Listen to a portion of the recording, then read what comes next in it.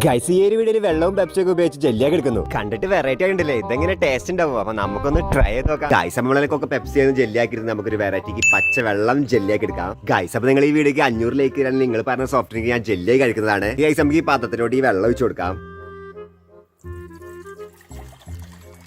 നമുക്ക് China grass പൊട്ടിച്ച് ആ പാത്രത്തിലേക്ക് ഇട്ട് കൊടുക്കാം. ഇതിലൂടെ ചൈന ഗ്രാസ് ഇട്ട് കൊടുത്തിട്ട് നമുക്ക് നന്നായിട്ട് തിളപ്പിച്ചിട്ട് വരാം.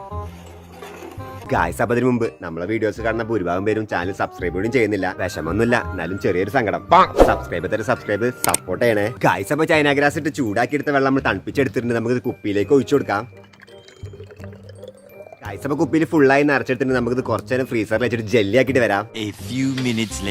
ഗായ്സ് നമ്മൾ 1 മണിക്കൂർ ഫ്രീസറിൽ വെച്ചിട്ട് നമ്മൾ ജെല്ലി എടുത്തിട്ടുണ്ട്. നമുക്ക് ജെല്ലി ആയിട്ടോ ഇല്ലയോ നോക്കാം. ചെറിയൊരു പ്രശ്നമുണ്ട് ഗായ്സ്, ഇത് ജെല്ലൊന്നും ആയിട്ടില്ല.